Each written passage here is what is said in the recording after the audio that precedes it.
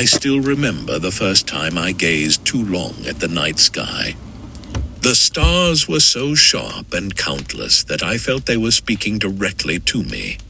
Yet in my village, I was taught not to stare too deeply, lest I invite dangerous thoughts. The priests told us the heavens were perfect, pure, untouched by change, crafted as crystal spheres, each one turning in harmony around us, the chosen center of God's creation. The earth, they said, was fixed, motionless. Above it, the moon and planets sat embedded in invisible shells, moving only because God willed it. The stars, eternal lanterns pinned to the highest sphere, never shifting, never dying. But something inside me whispered, that cannot be true. I had seen the moon's face change, thin and crescent one week, full and blinding another. I had watched a wandering star, a planet they called it, drift across the night, disobedient to the perfection the priests described. Still, questioning these things was dangerous. In the marketplace, people spoke of comets not as natural wanderers, but as omens of wrath. A red eclipse of the moon could empty the streets in terror. To wonder aloud whether such events had real causes, was to risk the label of sorcerer. Yet I could not silence the question in my mind. If the earth is the center, why do the heavens sometimes betray their order? Why do planets loop backward like drunks, as if confused? Why does the sun, our source of life, seem to bow to earth when surely it burns with more power than anything here below? I am told not to ask. I am told to pray, to recite, to accept. But when I close my eyes at night, I feel the weight of the sky pressing down on me, and I cannot help but wonder if the truth is different, if perhaps the universe is not made to glorify man, but man is small within it. And so I begin, in secret, to watch more closely. By day, I wore the mask of a faithful villager. I knelt in the pews, reciting prayers with the rest, listening to the familiar rhythm of Scripture as if it were the only truth that could exist. But by night, I became something else, a thief of knowledge, a trespasser in the garden of the heavens. The monasteries held all the keys. Books were rare treasures, bound in leather and sealed with wax, each page considered almost sacred. Only monks cloistered and sworn to obedience could touch them freely. To open a volume without permission was a sin. To read one without the blessing of the church, that was heresy. I had glimpsed in secret the works of Ptolemy, diagrams of spheres and stars, motions described with meticulous care, yet all under the guise of divine perfection. They were careful to remind me, curiosity must bow to faith. Observation without Scripture was a rebellion against God. The air was thick with fear. Even whispering questions about the moon's wandering or a comet's passage could lead to suspicion.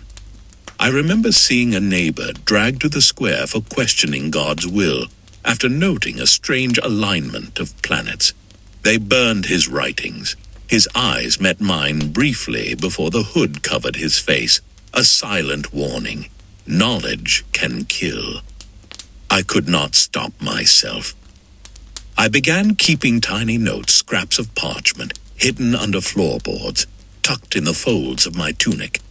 I copied diagrams, sketched the moon's phases, recorded the wandering of Mars and Venus across the night sky. Each pencil stroke felt like a heartbeat of rebellion. Even the priest's sermons could not mask my curiosity. They spoke of comets as omens of death, eclipses as wrathful signs from heaven. People trembled and prayed. I measured, calculated, and wondered. Could the heavens truly bend only to divine will, or were there patterns they wished no one to see? Yet every act of learning carried risk. A knock at midnight could mean inquisitors, a search of my humble home, the end of my silent rebellion. My heart often raced at the sound of footsteps on the cobblestones, each one a potential herald of doom. Still, I continued, because the stars whispered to me in ways no sermon ever could. In the flicker of candlelight, I traced circles and arcs on paper, trying to reconcile what my eyes saw with what I had been taught to believe. The church demanded obedience, but the universe demanded truth. And so, I learned the most dangerous lesson of all. To seek knowledge in a world ruled by fear is to live always on the knife's edge, yet to turn away is to suffocate the very part of oneself that is alive. Even as I hid my notes beneath floorboards and behind loose stones, I could not hide my mind from the world's fears. The villagers spoke constantly of omens. A comet blazing across the night sky was not a wandering rock. It was a herald of famine, plague, or war. I had seen one myself, its tail tearing through the darkness like fire, and while everyone else shivered in terror, I felt a thrill I could not name, a thrill that maybe, just maybe, there was more to it than superstition. A red eclipse of the moon once set the town into panic. Merchants abandoned their stalls, children were pulled inside, prayers echoed from every stone chapel. I stood at the edge of the village, cloak wrapped tight, watching the moon's copper hue deepen, and wondered quietly, is this really a curse or simply the dance of light and shadow? To speak such thoughts aloud was impossible. I had heard the stories of men and women accused of witchcraft, their minds burned as dangerous and impious, their bodies left to ashes. Yet curiosity gnawed at me like a persistent wind. I kept my eyes on the sky, night after night, recording movements, noting brightness, charting strange wanderers. I began to see that what everyone feared as a message from God had patterns. The moon waxed and waned, the planets moved, sometimes backwards, and comets returned, sometimes years apart. Could these patterns be the language of the universe, a code written in light and motion? People around me clung to stories, to the comfort of ritual, to fear of the unknown. I clung to numbers, to observations, to a growing certainty that the church's version of the cosmos, perfect, static, centered on mankind, could not explain the strange behaviors I witnessed nightly. And yet, even in solitude, even in the secrecy of candlelight, I felt the tension pressing in. To record, to question, to measure all were acts of rebellion. Each night I risked more than mere disapproval. I risked suspicion, exile, perhaps even death. And yet I could not stop. The stars called to me, whispering in silence. They revealed patterns, secrets, truths that no sermon could touch.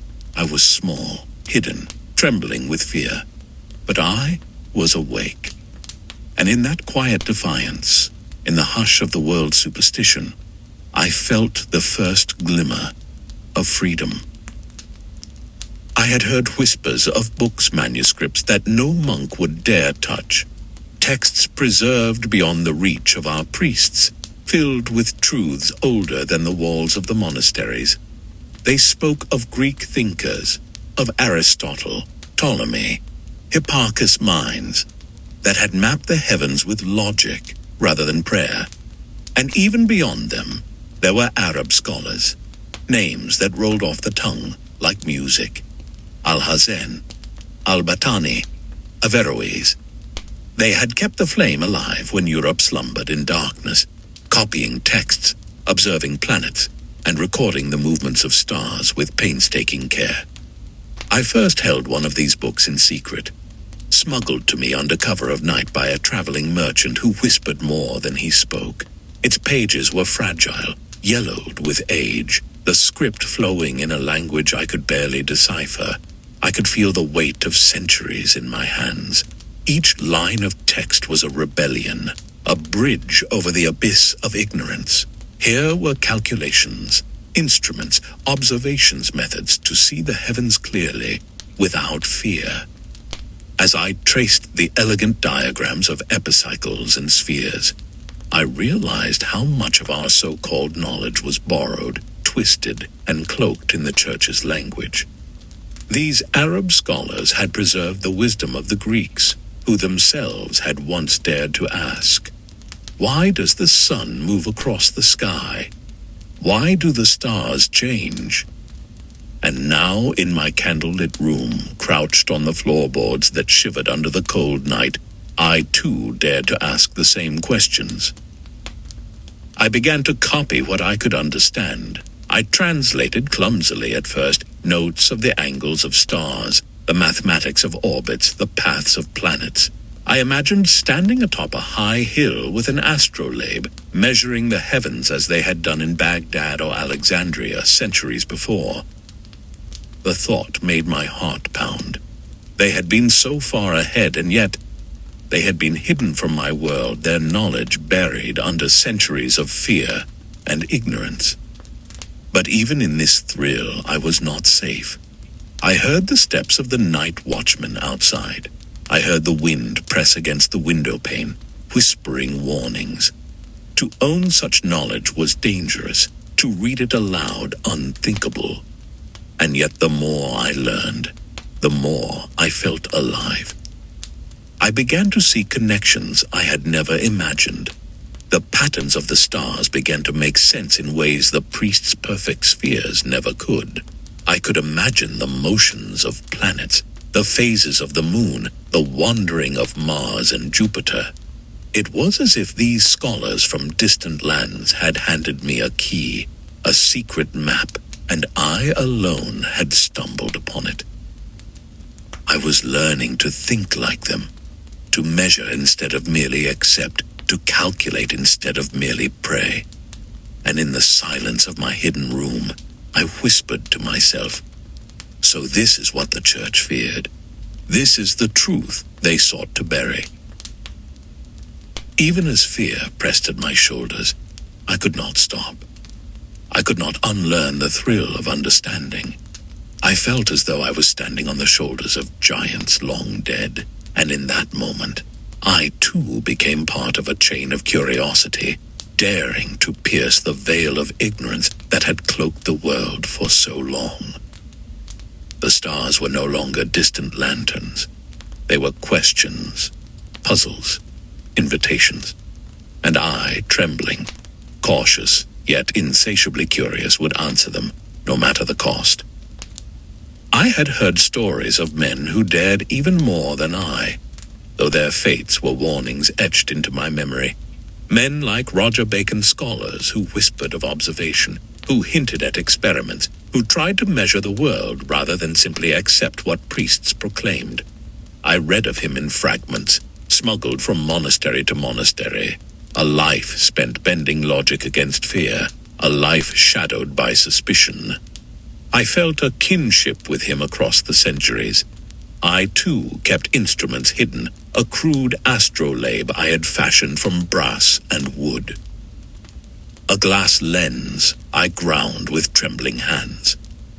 I measured shadows, charted the movement of the planets, tried to calculate the height of the moon above the horizon. Each note I took was a small rebellion. Each observation was a prayer of defiance. And yet, I knew the cost of curiosity. Bacon had been confined, watched closely, silenced. Others were not so fortunate. I heard of men who vanished in the night, accused of conjuring, of sorcery, of reading too deeply into the heavens. One poor scholar was exiled simply for suggesting that the stars were not fixed. Another was forced into the service of the Church, his manuscripts locked away under seal, never to be read again. I often wondered what drove them. What burning need to understand could outweigh the fear of chains, of fire, of death. I understood now, in the quiet of my chamber, hunched over my papers, that it was not bravery in the ordinary sense. It was a hunger for truth that burned hotter than any fear. I would not dare speak aloud what I was learning. My neighbors would have thought me insane. My priest would have called me possessed. So I whispered to the walls, to the candlelight, to the shadows cast by my meager fire. What moves the planets? Why does the moon wax and wane? Why do comets wander? I imagined the great scholars themselves, seated alone in darkened rooms, peering through rudimentary lenses, sketching the heavens with quill and ink, hearts pounding with the terror that each question might be their last. And I understood. The pursuit of knowledge was not just dangerous, it was almost holy. I began to see my own life mirrored in theirs. Every observation, every note, every quiet calculation was a step along the same perilous path. I, too, could be accused of heresy, of consorting with the devil for simply asking why the world was the way it was. Yet the stars whispered to me softly, insistently. They called me to continue, to trace their movements, to record what no priest dared to speak of. I knew the price. I knew that my curiosity could mark me for suspicion, exile, or worse. And yet I could not stop. I could not turn away from the moon's silvery face, the wandering of planets, the quiet laws of the heavens that spoke without voice. The first questioners had lit a spark, and now, hidden among the shadows, I nurtured it, feeding it with candlelight and ink, daring to dream of a world where curiosity could survive, even if only in secret. Every night, as I huddled over my fragile notes, I felt the shadow of danger pressing closer. The cost of curiosity was not just a story or a warning whispered among villagers. It was real, palpable, like the cold stone of my chamber walls. I had seen men dragged away for lesser sins than mine. I had heard the screams of scholars whose only crime was to ask, why? I remember the night I heard it first, the bells tolling for a man accused of heresy. He had dared to suggest that a comet was not the wrath of God, but a wandering body with its own path. He was taken from his home in the dead of night, hands bound, his manuscripts burned before the eyes of neighbors too frightened to intervene. His eyes had met mine as the priests shoved him past the square, a silent plea for understanding, a plea I could not answer. I began to measure my own heartbeat against the rhythm of the world. Every creak in the rafters, every step on the cobblestones below could be a herald of doom. I worked in silence, speaking only to the candle and the stars. My quill scratched furiously, notes of planetary motion, sketches of the moon's phases, observations of Mars looping erratically across the sky. Each mark was a declaration of defiance, and each could mark me for death. I had to hide everything. Loose sheets of parchment were tucked beneath floorboards. My instruments were buried beneath bundles of firewood. I memorized patterns, recited calculations in whispers, so that even if my possessions were seized, the knowledge would survive in my mind. The church's reach was long. A knock on the door could end everything. I pictured the inquisitors searching my home, overturning furniture, tearing through my carefully hidden troves. A single misplaced note, a single observation spoken aloud, and I could vanish into their prisons. Or worse, I knew men whose curiosity had cost them their lives. Some were burned at the stake, flames licking their faces as their minds and discoveries were consumed. Others were exiled, wandering the countryside, forced to hide their knowledge or perish. Even the smallest experiment could be dangerous. I once attempted to measure the moon's height with a simple quadrant I had carved from wood. A neighbor glimpsed it in the dim candlelight and recoiled, whispering to the priest. I had to disassemble it immediately, stuffing the pieces into a hollow in my attic. My heart pounded for hours afterward. And yet, even with the fear pressing in like a suffocating fog, I could not stop. Curiosity had rooted itself in me so deeply that denial was impossible. I watched the planets drift, noting their defiance of the Church's teachings, and felt a mixture of awe and terror. The universe was alive with secrets, and I was a thief in the dark, stealing knowledge from the hands of fear. The cost was clear. Every note I wrote, every observation I made, could be my last. Yet every night, I risked it again, because the stars whispered truths no priest could silence. They promised understanding beyond fear, a vision of the cosmos untouched by superstition. And in those fleeting moments when my eyes traced Jupiter's moons, when the crescent moon glimmered through my window, I felt free. Free, if only for a few hours, to chase the truth that men before me had died to uncover. It was a whisper first, carried across parchment and centuries, the idea that the Earth might not be the center of all things. Copernicus, they said, had dared to imagine the sun, not the Earth, as the heart of the heavens. I stumbled upon his treatise in fragments, hidden among the smuggled manuscripts of Greek and Arab scholars. I remember holding it with trembling hands, afraid the paper might crumble under the weight of what it revealed. The notion seemed impossible. I had been taught that God placed us at the center, that the heavens revolved around our small, fragile world, that the spheres of the stars and planets moved only by His divine command. To suggest otherwise was blasphemy, and yet the diagrams on the page sang to me with a clarity I had never known. The sun glowing at the center, the planets including our own Earth tracing elliptical paths around it.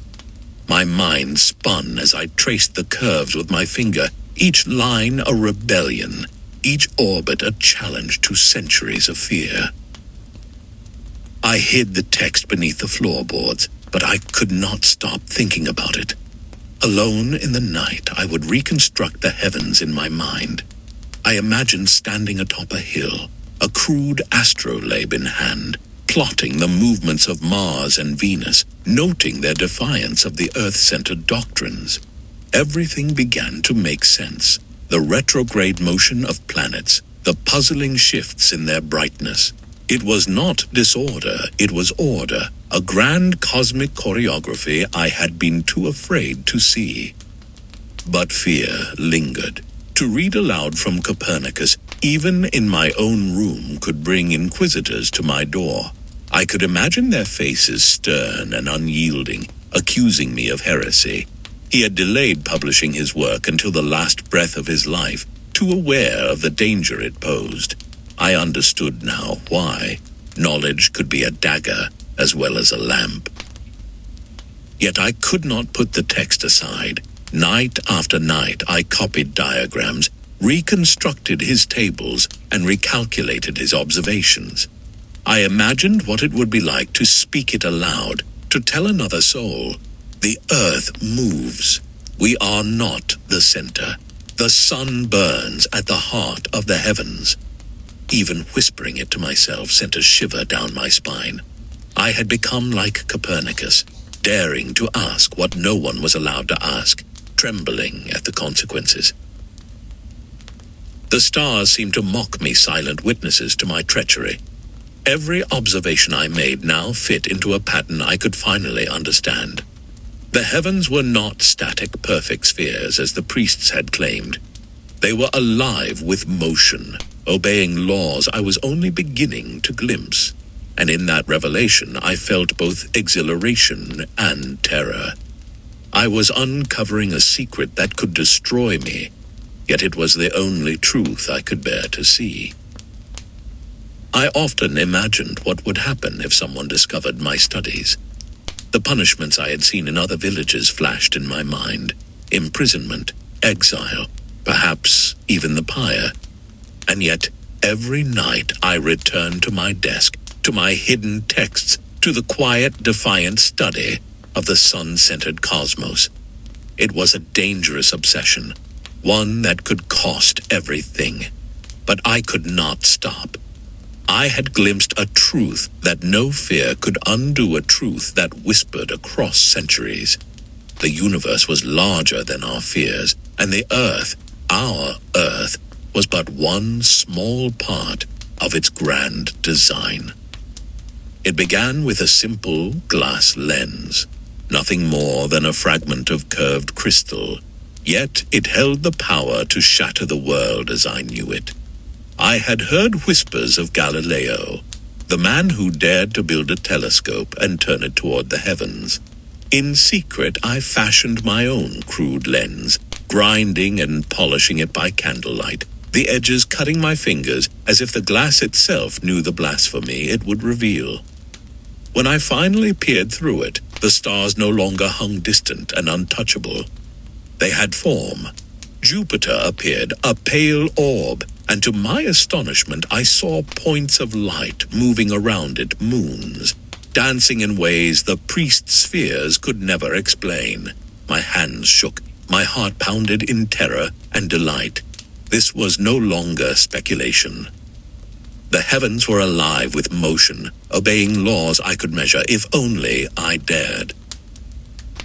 And yet fear never left me. Galileo's fate was a constant shadow. I had heard the stories, summoned by the Inquisition, interrogated, forced to recant under threat of torture.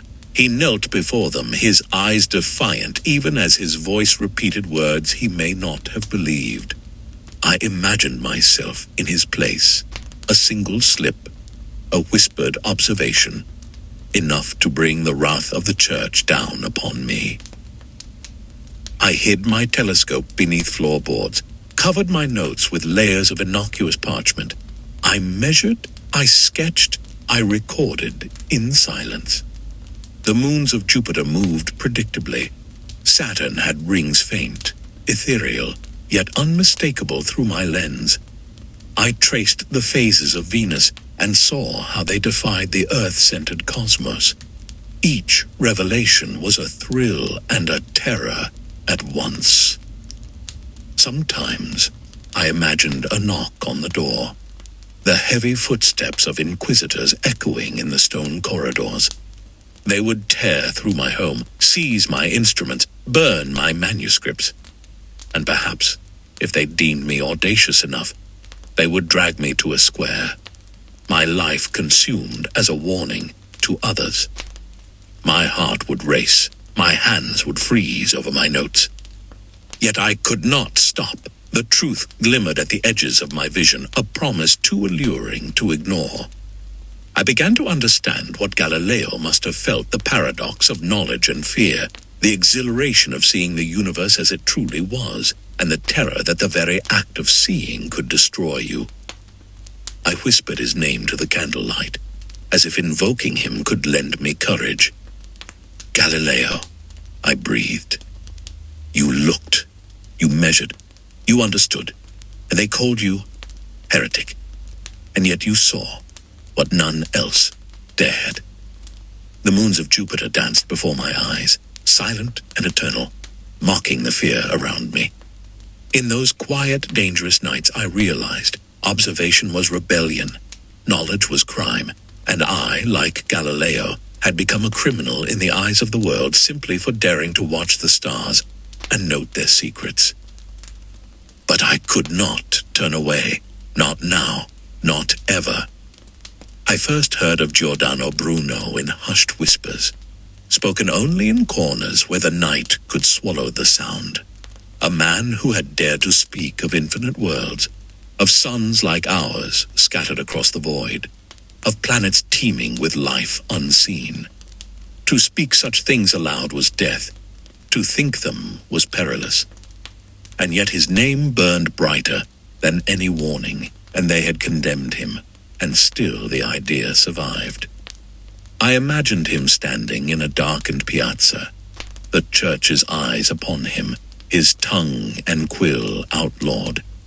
He was a man who refused to kneel to fear, who refused to bow to the limits imposed by priests and fear itself. They accused him of heresy, of conjuring falsehoods, of challenging God's creation, and for it, they dragged him to the stake. I could almost feel the heat of the flames as he whispered his defiance, his body consumed while his ideas soared higher than any pyre could reach. I shivered in my own hidden room, my quill hovering over parchment. Could I dare write what I had learned? Could I dare imagine worlds beyond the moon, planets beyond Saturn, suns like our own spinning in the endless dark? I could feel the weight of the church's judgment pressing against the walls, against the shadows, against me. Each note I made felt like a confession, one that, if discovered, could burn me as surely as they had burned him. Yet in the silence of the night, the stars themselves seemed to answer me. I drew them on my paper, traced the orbits of planets, imagined suns scattered like sparks across a black velvet sky. I whispered to myself, perhaps Bruno was right. Perhaps the universe is infinite. Perhaps the earth, the sun, the stars we cling to as familiar are but tiny islands in a vast ocean. The fear never left me. I hid my sketches beneath loose floorboards, folded my notes into tiny bundles, and buried them in the walls. Every night I listened for footsteps, for the soft creak of a door that might bring inquisitors to my hiding place. My life was fragile, tethered to silence. One misstep, one slip of a word, and I could vanish, like him, into fire and ash. And yet, the truth beckoned. I imagined my eyes tracing the heavens with a telescope, charting the moons, watching Venus and Mars, thinking of distant worlds where life might flourish, worlds no priest could ever name. The idea thrilled me, even as it terrified me. I felt both exhilaration and despair, joy and dread, the strange, intoxicating duality of forbidden knowledge. Bruno's flame became a symbol in my mind, a warning and an inspiration. To seek knowledge was dangerous, deadly even, but to turn away was death of another kind, the death of the mind, the soul stifled by fear. I pressed on in secret, copying his ideas, imagining worlds, charting stars, whispering to the universe in defiance of those who sought to silence it. I knew the price, I knew the peril, and still I could not stop. The universe was infinite, yes, and my curiosity, like Bruno's flame, refused to be extinguished. I had heard of Johannes Kepler, a man who wrestled with the heavens not with a telescope alone, but with numbers, with endless nights of calculation, with painstaking patience. I imagined him hunched over wooden tables, ink-stained fingers trembling from both hunger and obsession, plotting the motions of planets in ways the church could neither understand nor allow. I tried to emulate him in secret. My candle flickered, threatening to burn the fragile parchments I had spread across the floor. I drew the loops of Mars' path again and again, noting how it refused to move in simple circles. The Earth, I calculated, was spinning, moving, not at rest, as priests insisted. I felt a thrill of discovery in every line I wrote, the exhilaration of seeing order where others saw chaos. But fear was always close. Kepler's own life had been a struggle, poverty, exile, suspicion. I felt the same shadow in my own cramped room. Each note I wrote, each diagram I traced, could be my undoing. If discovered, my instruments would be destroyed, my manuscripts burned, and perhaps I too would be dragged into the cold streets, whispered accusations following me like a relentless shadow. And yet I could not stop. stop, I watched the planets night after night, recording their positions, testing the motions against calculations, trying to reconcile what I saw with what I had been taught. I traced the elliptical paths, noting the speed of each planet, the peculiar way Mars seemed to stagger backward in its loops. I felt the truth of Kepler's words in my very bones. The universe was ordered, but not as the Church imagined. I thought of him. A man barely fed, living on the edge of despair, yet compelled to uncover cosmic law. I felt kinship with him, a silent camaraderie across time and space. I too had no riches, no protection, only the candlelight, the parchment, and the quiet terror of being discovered. And yet, like him, I was compelled to understand. The calculations became my obsession. Each number, each orbit, each pattern in the night sky was a thread in a tapestry no one else could see. I would wake at dawn, exhausted, my eyes stinging from strain, and yet I could not resist returning to the charts. I imagined Kepler's quiet triumph as he uncovered the laws that govern planetary motion, the hidden music of the spheres, not perfect circles, as Aristotle said, but ellipses, subtle, precise, magnificent. Every night, the sky reminded me of the cost. The Church could not abide such knowledge. Men had died for less. But I was alive, and I would watch, record, calculate, until I too could whisper truths the world was not ready to hear. In those moments, I understood something profound. Discovery is born of risk, of obsession, of defiance. And like Kepler, I would follow the planets wherever they led, even if the path was dark, lonely, and fraught with danger. The universe unfolded before me, vast and intricate, and I, trembling, frightened, yet irreversibly captivated, traced its patterns in silence, feeling closer to the stars than to the fearful men who claimed dominion over knowledge. I first heard whispers of a machine that could multiply words faster than any monk's hand ever could the printing press. At first I did not understand its power.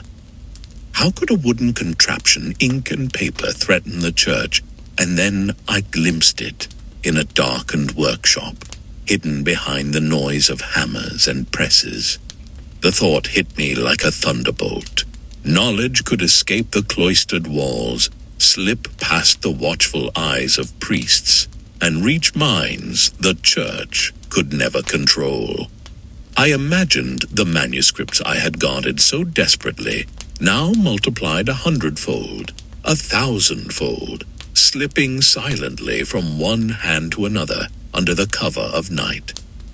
Forbidden texts, Copernicus heliocentric treatises, translations of Greek and Arab scholars, even sketches of planets and moons could now circulate quietly, almost invisibly, among the curious.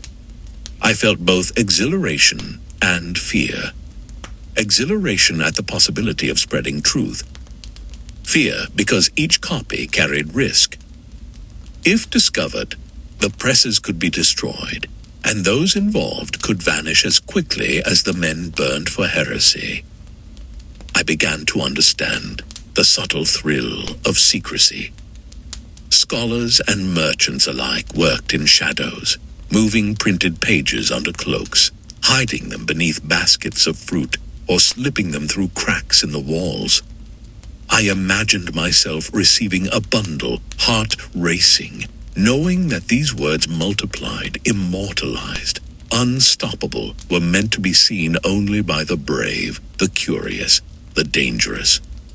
The Church, I knew, would have called it rebellion, and it was. Every sheet, every page, every line of forbidden knowledge, printed and circulated, was a dagger pointed at centuries of control.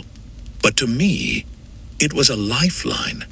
For the first time, I felt that curiosity might survive, that the whispers of the stars might reach beyond the walls of my cramped, fearful room. I traced the letters on a newly printed page with trembling fingers. The diagrams were sharper, more precise than any manuscript I had copied by hand. I could see Copernicus's tables, Galileo's moons, the sketches of distant worlds, all alive in ink that could cross towns, kingdoms, even borders. Knowledge was no longer bound to a solitary scholar in a hidden chamber. It had become a weapon, a tool, a promise.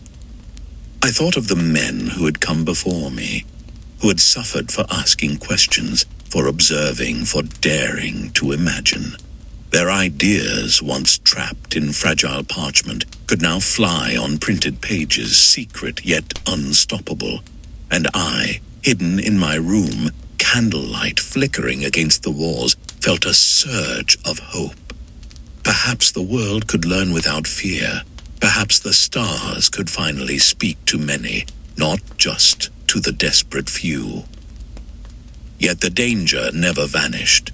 A bundle caught in the wrong hands could lead to ruin. Each printed page was both promise and peril. And so I handled them with trembling reverence, feeling as if each sheet carried the weight of the universe and the weight of lives lost in pursuit of its truth. The printing press was a weapon, and I, a secret scholar in the shadows, held it like a blade, ready to strike against ignorance, fear, and the tyranny of silence. It began with whispers, names spoken quietly in corridors, gestures exchanged in marketplaces, a subtle nod between those who dared to think. There were places hidden from the eyes of priests, where men and women like me gathered, secret societies and salons' rooms lit with candlelight, heavy with the scent of ink and parchment, where curiosity was not a sin, but a law. I remember the first meeting I attended. My heart pounded as I entered a back room through a narrow alley, past a door that could not have seemed less important to a passerby. Inside, scholars crouched over tables stacked with manuscripts, instruments, telescopes, and printed sheets.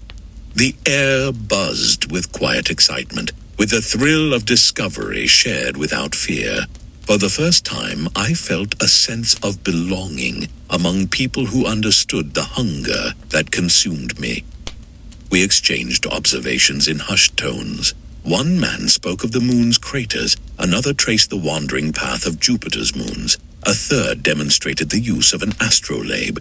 I listened wide-eyed, scribbling everything in secret notes I kept hidden under my cloak. It was intoxicating. Knowledge, which I had always feared to touch aloud, now flowed freely, passed from one mind to another like a hidden fire. And yet fear lingered like a shadow. Every word, every glance could betray us. The church's eyes were everywhere. I imagined inquisitors waiting outside, listening for whispers, watching for lanterns that burned too brightly. Even inside these rooms, caution was law. Names were never spoken fully. Locations changed constantly. One misstep, one careless gesture could mean exile, imprisonment, or worse. But the risk made it all more thrilling. Here we shared theories, debated observations, and dared to question the cosmos itself. Someone passed around a crude telescope, and we peered at Jupiter and its moons, gasping in wonder at the truth we had been forbidden to see. Copernicus's ideas were dissected, Galileo's discoveries discussed, Bruno's visions of infinite worlds whispered in awe. I felt my own mind expand with every secret meeting, my fear tempered by fascination, my understanding growing faster than the shadows that haunted me. These gatherings were more than instruction, they were survival. We learned to encode our notes, to pass messages in invisible ink, to exchange manuscripts under the cover of darkness. And in this network of silent rebellion, knowledge spread slowly but surely, like fire through dry grass. I often left these salons trembling from cold, from fear, from the exhilaration of what we had shared. Each step back through the streets Each glance over my shoulder reminded me of the peril. But the stars had never seemed closer, the universe never more alive. In these rooms, we were free. For a few stolen hours, curiosity could flourish, and the heavens, which the church had sought to make untouchable, became ours to explore. I understood then that true knowledge could not be chained. It required courage, secrecy, and a willingness to risk everything. And as I returned to my hidden chamber, my mind alight with diagrams and whispered debates, I felt the thrill of the fire spreading a fire I would carry in secret, and one day, perhaps, a fire that would light the world. It began not with defiance, but with observation. I had spent years hiding, recording, measuring, and whispering to the stars, and slowly a pattern emerged, a method, almost instinctive, that guided my every inquiry. I realized that truth could not be discovered through prayer alone, nor through rote acceptance of doctrine. The world demanded evidence, calculation, repetition. And in that realization, I glimpsed the birth of something extraordinary, the scientific method. I experimented in secrecy. I dropped spheres to measure motion. I traced shadows to understand light. I recorded the phases of the moon with meticulous care. Every observation was a rebellion. Every measurement, a prayer not to God, but to reason itself. I learned to question everything. The perfection of the heavens, the motions of planets, the supposed immutability of Scripture's account of the cosmos. I could no longer accept claims without evidence, no matter how sacred they were said to be. The church would have called it blasphemy. Even my closest friends could not understand the compulsion driving me. I worked alone in candlelit rooms, my instruments hidden, my notes carefully encoded. But with every experiment, every careful calculation, I felt a liberation unlike any I had known. The stars no longer whispered, they spoke clearly, in a language of laws and motion, of cause and effect. I began to see the method in all things. Hypothesize, observe, measure, record, repeat. Nothing was sacred except evidence. No claim could stand untested. Even the grandest ideas of Copernicus, the boldest visions of Bruno, the daring calculations of Kepler all demanded verification. And in this painstaking, lonely work, I understood why these scholars had been feared. The scientific method was a weapon, a light that could expose centuries of ignorance, superstition, and control. I recorded my observations in secret journals, careful to protect the information, yet desperate to refine it. I learned patience beyond endurance. A single measurement could take nights, or weeks, or months, and yet one misstep could ruin an entire hypothesis. And still I continued, driven by the quiet insistence of the heavens. Truth was there, waiting, if only one dared to seek it. The radical shift was not immediate. I still prayed at times, more from habit than faith. But I no longer prayed for answers from the priests. I sought them in the world itself, in the meticulous dance of planets, in the arcs of comets, in the phases of the moon. Observation, not scripture, had become my compass. Reason, not tradition, my guide. And in that realization, I felt both fear and exhilaration. The church would have considered me a heretic. I was a criminal of curiosity. Yet I had touched something eternal. I had glimpsed the method by which humanity could finally understand the cosmos. A chain of reasoning unbroken by superstition, unbound by fear. The stars no longer intimidated me. They were a map, a puzzle, a guide. And with this method, this discipline of observation and thought, I could chart them not as objects of divine mystery, but as the machinery of a universe waiting to be understood. I was alone, hidden, trembling with fear. But I was alive in a new way, alive with knowledge, with reason, and with the unquenchable flame of curiosity. I have spent my life in shadows, and yet centuries later, I can see how the world has shifted. The men whose names were once whispered with fear, Copernicus, Galileo, Bruno, Kepler, are now celebrated. The flames that once devoured Bruno, the inquisitions that silenced Galileo, the exile and poverty that haunted Kepler, all seem almost unimaginable from the safety of history. I imagine standing beside them now, finally free of fear. How strange it must feel to be recognized as heroes rather than criminals of curiosity. I feel a bitter thrill their triumph came too late for them, yet it endures. Every telescope pointed at Jupiter, every calculation of planetary motion, every classroom that teaches the sun-centered cosmos carries their defiance forward. I remember the terror that once pressed on my chest like a weight of stone, and I realized that the courage of these men has allowed the rest of us to breathe, to learn, to question without fear. They were hated, scorned, persecuted, yet today their names are spoken in awe. Their heresy became our heritage. Even now, I wonder, was it truly a war between science and faith, or merely the slow evolution of thought? I reflect on the countless nights I spent hiding, observing, trembling, praying out of habit, yet seeking knowledge through reason. The church's fear sought to confine truth, yet it could not contain it. I see now that belief and inquiry can coexist, not always easily, but they can. Some hold to faith, some to evidence, and some find a fragile balance between the two. And still, the universe does not yield its secrets to fear, only to persistence, to observation, to careful questioning. As I gaze up at the night sky, or imagine myself centuries later, long after my fear and my secrecy have faded, I understand the weight of the gift left to us.